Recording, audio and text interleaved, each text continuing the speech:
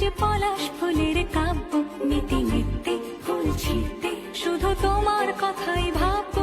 আজ হাওয়া বেপরোয়া দিল সন্ধে পাখির ঝাঁক, এই বিকেল আর বেল ফুল হৃদ মাঝারে থাক, নীল দিগন্তে